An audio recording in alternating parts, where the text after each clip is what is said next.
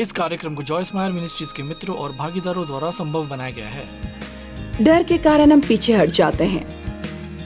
हमारे अंदर जितना अधिक डर होता है, हमारा प्राण उतना ही छोटा हो जाता है और साहस, जीवन और रचनात्मकता से भरपूर महसूस करने की बजाय हमारे अंदर ये बस सूखे बेर की तरह बनकर रह जाता है।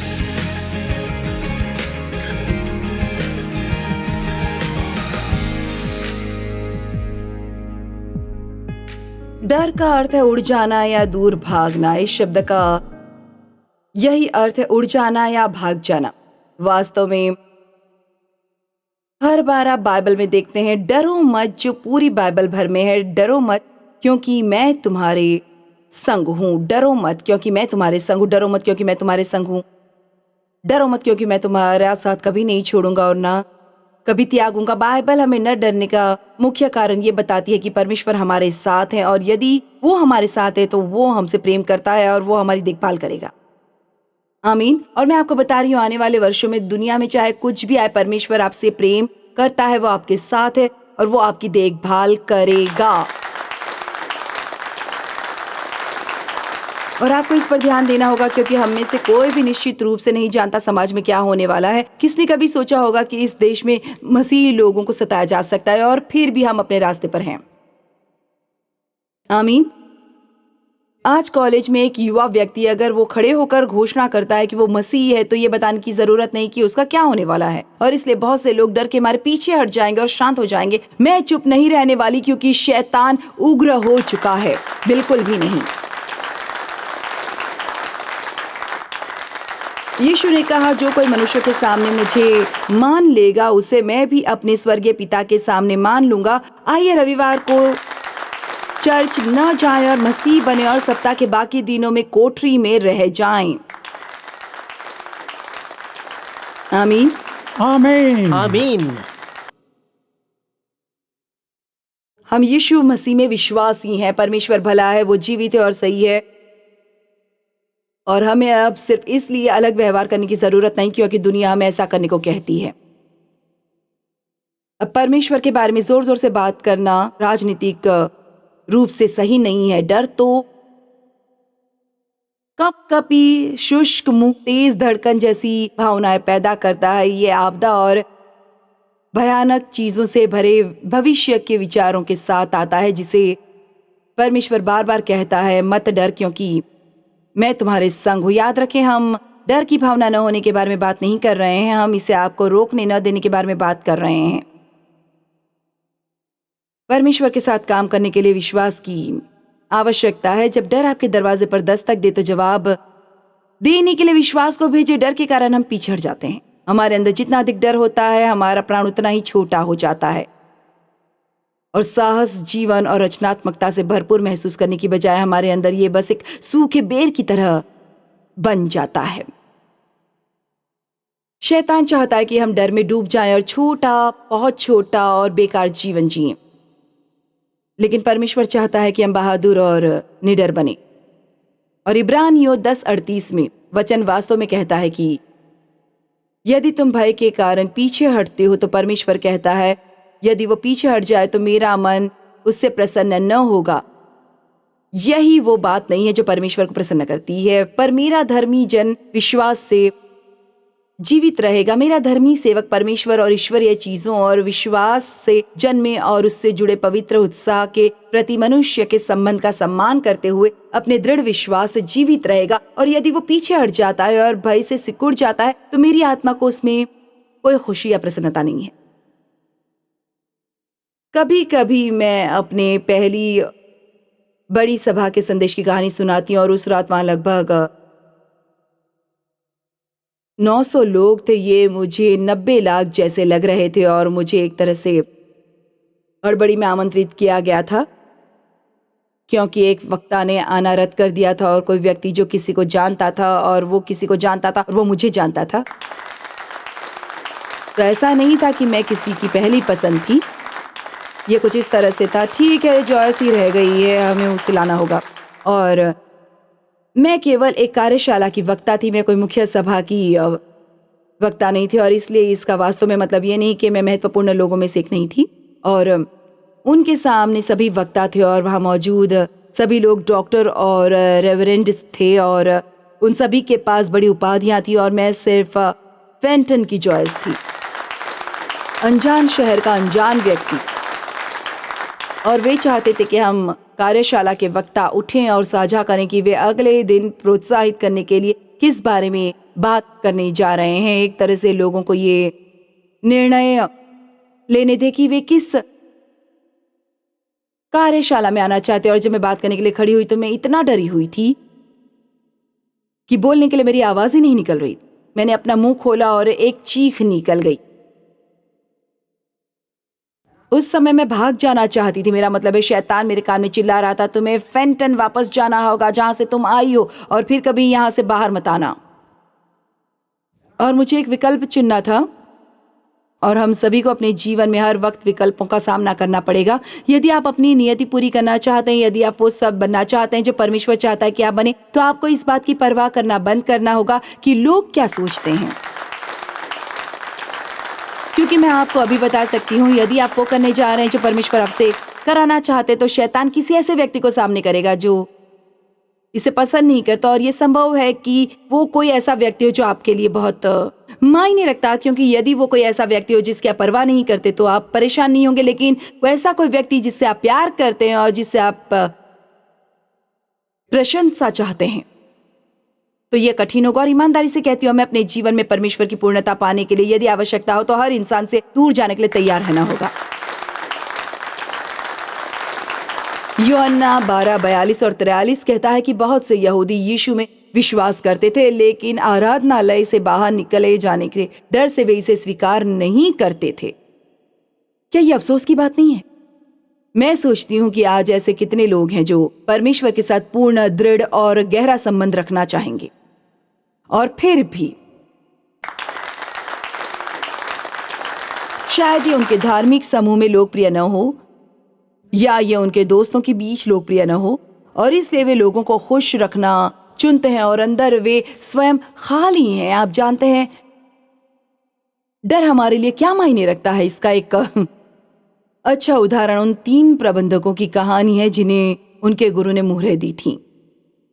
ये मत्ती 25 में है, मैं वहां नहीं जा रही हूं, मैं बस आपको इसकी याद दिलाऊंगी। और इन तीनों व्यक्तियों को उनके संभालने की क्षमता के अनुसार अलग अलग मात्रा में मुहरें दी गईं। ये दिलचस्प है कि परमेश्वर हमें कभी भी हमारी क्षमता से अधिक नहीं देता है, लेकिन वो हमसे ये अपेक्षा करता है कि उसने हमें जो भी दिया है उसका कुछ इस्तेमाल करें, उसे दूसरों की मदद में भी इस्तेमाल में लाएं। और मैं आपको बताऊंगी कि बहुत सारी प्रतिभाएं थी जो मेरे पास नहीं थी। आमीन। लेकिन मैं बात कर सकती हूं और मैं उस वरदान का अधिकतम उपयोग कर सकती हूं। और इसीलिए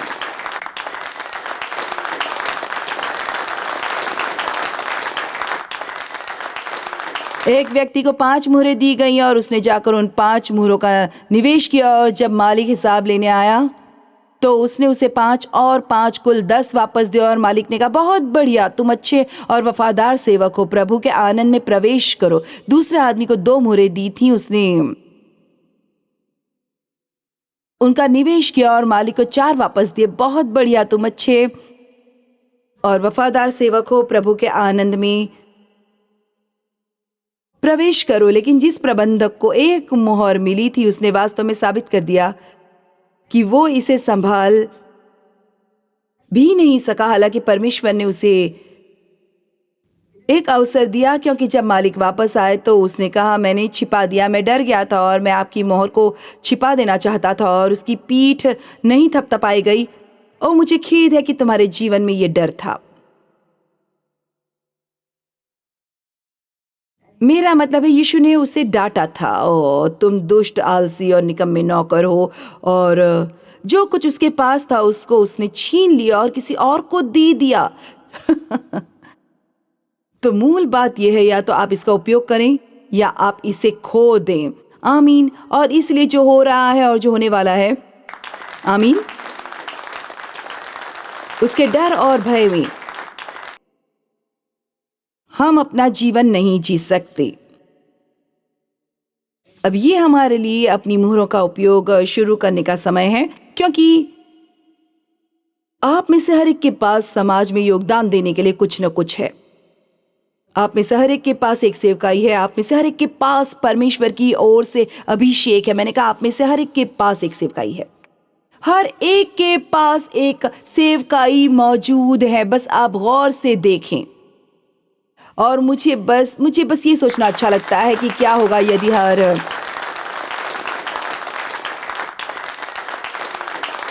हर विश्वासी वास्तव में समझ जाए कि वो मसीह में कौन है और उन्हें क्या योगदान देना है, और हम डर के मारे पीछे हटना बंद कर देंगे और हम बस अपने संसार के बीच में, अपने पड़ोस में, जहां आप बाजार जाते हैं, जहां आप खरीदारी करते हैं, जहां आप स्कूल जाते हैं, जहां आप चर्च जाते हैं, वहां जाएंगे और हम बस वही करेंगे जो बाइबल कहती है, अपने उजियाले को चमकने दो। जो भी हो, आप जो नहीं कर सकते उसके बारे में चिंता करना बंद करें और जो आप कर सकते हैं उसका उपयोग करना शुरू करें। आइए सोचिए और इस बारे में थोड़ा रचनात्मक बने कि आप किससे और किस तरह से मदद कर सकते हैं। अपने जीवन के हर दिन मैं परमेश्वर से प्रार्थना करती हूँ कि वो किसी और के जीवन को बेहतर बनाने के लिए मेरा उपयोग करें। मैं प्रार्थना करती हूँ कि हर सुबह परमेश्वर मेरे सामने कोई ऐसा व्यक्ति लाए जिसकी मैं मदद कर सकूं, और कोई ऐसा व्यक्ति जिसके लिए मैं आशीष बन सकूं। और मैं टीवी पर या मंच के बारे में बात नहीं कर रही, मैं व्यक्तिगत रूप से अपने बारे में बात कर रही हूँ, क्योंकि मैं बाहर हूँ और अपनी दुनिया में हूँ। मैं किसी की मदद करना चाहती हूँ। वे तुम्हारे भले काम देखें और क्या, अपने पिता की महिमा करो जो स्वर्ग में है। क्यों लोग मसीह धर्म का अनादर करते हैं और क्यों इतने सारे लोग परमेश्वर से दूर होते जा रहे हैं? इसका कारण यह है कि वे मसीहों को मसीह की तरह व्यवहार करते हुए नहीं देखते हैं। आमीन। और हम हताश समय में हैं, हताश समय कम है, देर हो चुकी है, और यीशु ने कहा हमें उसके काम दिन ही दिन में करना अवश्य है, और हम कर सकते हैं, जरूर कर सकते हैं। आमीन। तुम पृथ्वी के नमक हो, परंतु यदि नमक का स्वाद बिगड़ जाए तो वो फिर किस वस्तु से नमकीन किया जाएगा? फिर वो किसी काम का नहीं, केवल इससे कि उसे बाहर फेंका जाए और मनुष्य के पैरों तले रौंदा जाए। मैं निकम्मा मसीह नहीं बनना चाहता। मैं नहीं चाहती कि मेरी कार की बम्पर पर मसीह स्टिकर लगा हो और मैं हाईवे पर तेज रफ्तार से चलूं।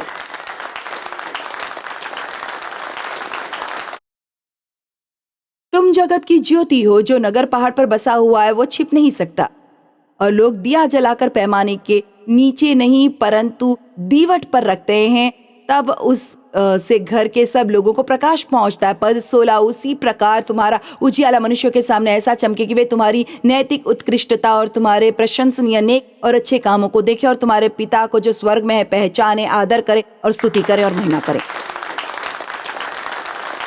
लेकिन क्या आप जानते हैं कि उसके ठीक पहले उन छदों के बारे में मुझे क्या पसंद है? मेरे आरंभ करने से 2 पद पहले 13 में वे सभी इस बारे में बात कर रहे हैं कि जब हमें मसीह के लिए सताया जाता है तो हम कैसे धन्य होते हैं। और आज हम जिस समय में है ठीक उसी के बारे में बात करें। धन्य है वे जो मसीह के लिए सताए जाते हैं, क्योंकि स्वर्ग में उनका प्रतिफल महान है। और वैसे याद रखें, आप पृथ्वी के नमक है, दुनिया की रोशनी है, इसलिए वहां से बाहर निकले और सताव के बीच भी अपनी रोशनी चमकने दें। आप में से कुछ लोगों के लिए सताव का मतलब सिर्फ इतना है कि हो सकता है कि आपके मित्र अब आपके साथ घूमना नहीं चाहते क्योंकि आप एक कट्टरपंथी उग्र मसीह बन गए हैं। आप में से कितने लोगों ने पाया है कि जब आप यीशु के साथ जुड़ते हैं तो आपके मित्र आपके लिए खुश नहीं होते? आपको ईमानदारी से कहती हूँ, ये लगभग हर किसी का अनुभव है। ये उन चीजों में से एक है जिनका उपयोग दुश्मन करता है।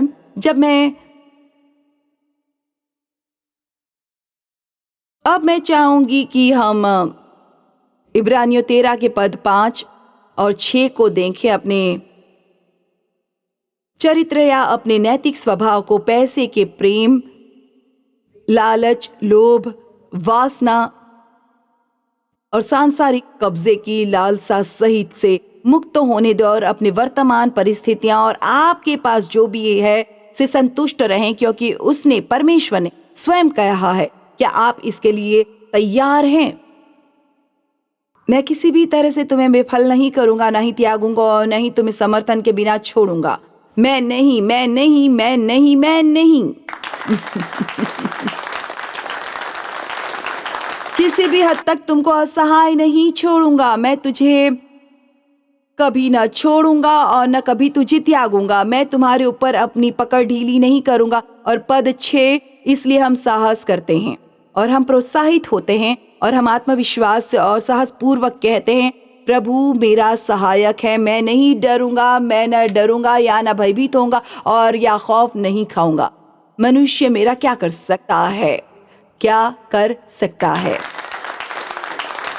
आमीन। क्या मैं आपसे बताऊं, यदि आप परमेश्वर के साथ अपने रिश्ते के कारण किसी मित्र को खो देते हैं तो आप जीवित रहेंगे। अब मैं आपसे विरोध के बारे में बात करना चाहती हूं, क्योंकि यदि हम निर्भीक साहसी जीवन जीना चाहते हैं तो हमें जिन चीजों की आवश्यकता है उनमें से एक यह है कि हम उन चीजों का सामना करने के लिए तैयार रहें जिनका हमें सामना करने की आवश्यकता है। अगर मैं आज आपसे कहूं कि आप में से कितने लोगों को आमना सामना पसंद नहीं है, तो कौन अपना हाथ ऊपर उठाएगा? अच्छा, मेरा मतलब है वास्तव में ऐसा कौन करता है? आपको पता है, मेरा मतलब है कि मैं एक प्रकार की बुलडॉग हूं और ये मेरे लिए कुछ लोगों की तुलना में आसान हो सकता है, लेकिन मुझे ये पसंद भी नहीं है। मुझे लोगों को गुस्सा दिलाना पसंद नहीं है, मुझे लोगों को ठेस पहुंचाना पसंद नहीं है और मुझे बुरा लगता है जब लोग मुझे पसंद नहीं करते। हम में से किसी को भी ये पसंद नहीं होगा और वास्तव में सभी इरादों और उद्देश्यों के कारण मुझे नहीं लगता कि हम में से कोई भी आमना सामना करना चाहता है। ऐसा लगता है कि कुछ लोग बहुत तेजी से विरोध करते हैं बिना ये सोचे कि वे क्या कहने जा रहे हैं, कितनों को ये समस्या, या फिर हम बिल्कुल भी विरोध नहीं करते और संसार उनसे भरा हुआ है। सभी शत्रु को किसी ऐसे व्यक्ति को ढूंढना है जिसके माध्यम से वो काम कर सके, क्योंकि वो एक नियंत्रक और जिद्दी है। मेरे पिता एक नियंत्रक और जिद्दी थे। इससे बुरा कुछ नहीं है कि कोई दूसरा हमेशा आपके जीवन को अपने अनुसार चलाने की कोशिश कर रहा हो, जहां आपको कभी भी कोई स्वतंत्रता नहीं और आपको लगातार बताया जा रहा है कि कैसे काम करना है, क्या करना है, कहाँ करना है। और आप इस तरह के रिश्ते को जितना लंबे समय तक चलने देते हैं, उससे बाहर निकलना उतना ही कठिन होगा। और आप में से कुछ लोगों को पहले से ही एक बहुत बड़ी समस्या है और मैं आज आपको प्रोत्साहित करना चाहती हूँ। आप बदलाव लाना चाहेंगे और आपको चीजों का सामना करना शुरू करना होगा, क्योंकि यीशु ने हमें स्वतंत्र कराने के लिए अपनी जान दे दी। जिसे पुत्र ने स्वतंत्र किया वो वास्तव में सचमुच और पूरी तरह से स्वतंत्रता है और एकमात्र व्यक्ति जिसके नियंत्रण में हमें होना चाहिए वो पवित्र आत्मा है। अब मैं विद्रोही होने और अधिकार के सामने समर्पण न करने की बात नहीं कर रही हूं। मेरा यह मतलब नहीं था। हम सभी को ये जानने की जरूरत है कि परमेश्वर ने जो सही अधिकार हमारे ऊपर रखा है उसके प्रति समर्पण कैसे करें, लेकिन मैं उस बारे में बात कर रही हूँ जब कोई आपके साथ छेड़छाड़ करने या आपको नियंत्रित करने की कोशिश कर रहा है और वे हमेशा आपसे वही करने की कोशिश कर रहे हैं। गलतियों 1:10 पौलुस ने कहा, यदि मैं अब तक मनुष्य को ही प्रसन्न करता रहता तो मसीह का दास न होता। वाह, अति उत्तम। और मैं वास्तव में कह सकती हूँ कि अगर मैं सिर्फ केवल लोगों के बीच लोकप्रिय होने की परवाह करती तो मैं चाहती हूँ कि लोग मुझे पसंद करें, लेकिन अगर ये सब मुझे चिंतित करता तो मैं आज यहाँ नहीं होती। और आप में से कई लोग अपनी मंजिल को भूलने के कगार पर है, क्योंकि आप इस बात को लेकर अत्यधिक चिंतित हैं कि लोग क्या सोचते हैं। और क्या आपको पता है, नफरत करने वाले तो नफरत करते रहेंगे और शिकायत करने वाले शिकायत करते रहेंगे। और यदि वे आपको चुन रहे हैं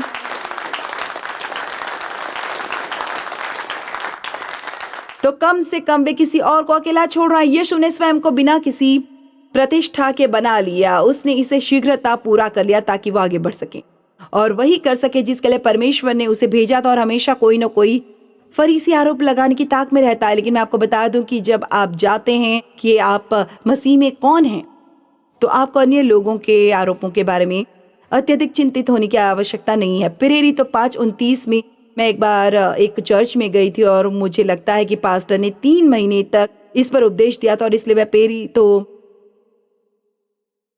5:29 को कभी नहीं भूलूंगी। मनुष्य की आज्ञा से बढ़कर परमेश्वर की आज्ञा का पालन करना ही हमारा कर्तव्य है। और इन प्रेरितों को जेल भेजने की धमकी दी जा रही थी और उनसे कहा जा रहा था कि वे उस नाम से प्रचार न करें, और यदि आप ऐसा करते हैं तो आपको पीटा जाएगा और आपको जेल में डाल दिया जाएगा। और यहाँ वे प्रचार कर रहे हैं, और जब वे उनके पास आए तो कहा, हमने तुमसे कहा था कि ऐसा मत करो। उन्होंने कहा, हमें मनुष्य से बढ़कर परमेश्वर की आज्ञा माननी चाहिए।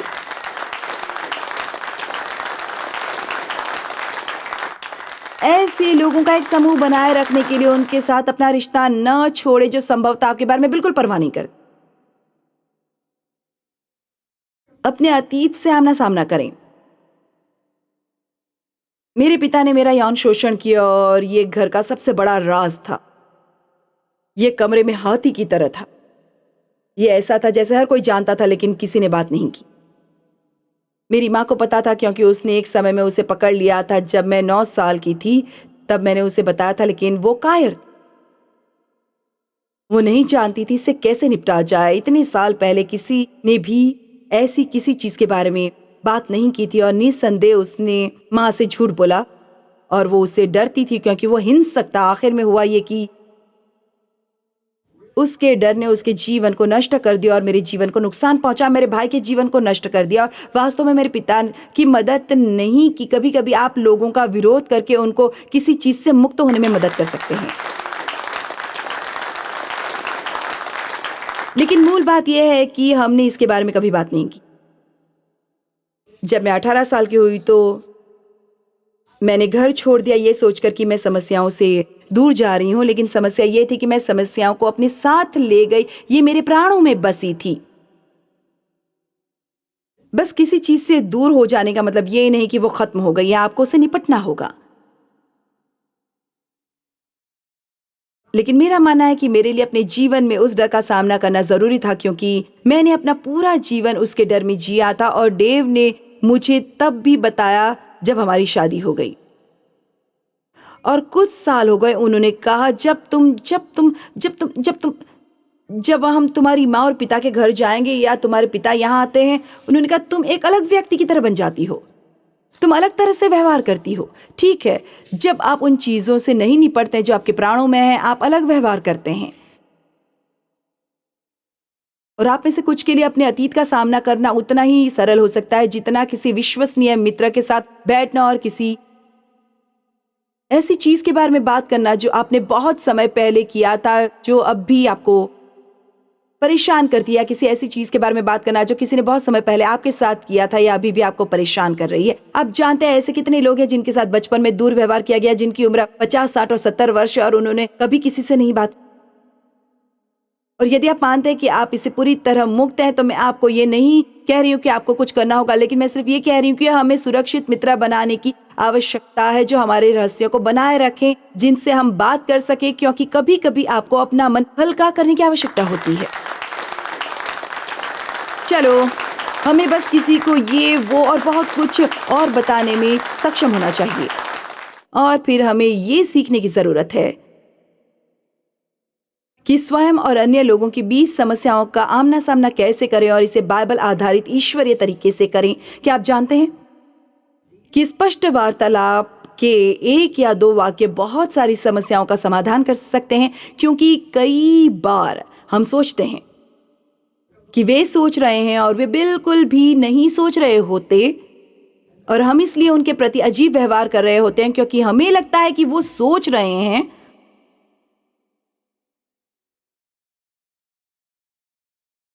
और इसलिए केवल ये ना पूछना बेहतर होगा कि आप सोच रहे हैं, हाँ नहीं। लेकिन आप जानते हैं कि हम ऐसा क्यों नहीं करते? हम नहीं चाहते कि कोई ये सोचे कि हम मूर्ख हैं, और इसलिए पूछने से न डरें। अगर वे सोचते हैं कि आप मूर्ख हैं तो हमें इसकी परवाह नहीं है। अधिकतर इसका वास्तव में आपसे कोई लेना देना नहीं होता है। इतनी सारी समस्याएं इसलिए पैदा होती हैं क्योंकि जब आपको किसी से कोई समस्या होती है तो आप उनके पास जाने के बजाय अन्य लोगों के समूह के पास जाते हैं, जो फिर अफवाह बन जाती है और कलह फैलाती है। हम अपने कार्यालय में लोगों को यही सिखाने का प्रयास करते हैं, यदि आपको अपने विभाग में किसी के साथ समस्या हो रही है तो वही करें जो बाइबल कहती है। यदि तेरा भाई तेरे विरुद्ध अपराध करे तो जा और अकेले में बातचीत करके उसे समझा। अकेले में चलो। यदि वो तेरी सुने तो तूने अपने भाई को पा लिया। और फिर ये आगे कहना है, यदि वो न सुने तो 1 या 2 जन को अपने साथ और ले जा। संपूर्ण मुद्दा यह है कि आप उसे लौटा लाने का प्रयास कर रहे हैं, उसकी प्रतिष्ठा को नष्ट करने का नहीं। लेकिन निश्चित रूप से ऐसा होता है क्योंकि लोग टकराव नहीं चाहते हैं। चलो ये अच्छा है, वो किसी और के पास जाते हैं और वास्तव में समस्या को और भी बदतर बना देते हैं। और सुनिए, हमें ऐसा करना बंद करना होगा। उस प्रकार का व्यक्ति ना बने जो चीजों का सामना करने से डरता हो। वो करो जो तुम्हें करने की आवश्यकता है और परमेश्वर तुम्हें तुम्हारे जीवन में विजय प्रदान करेंगे।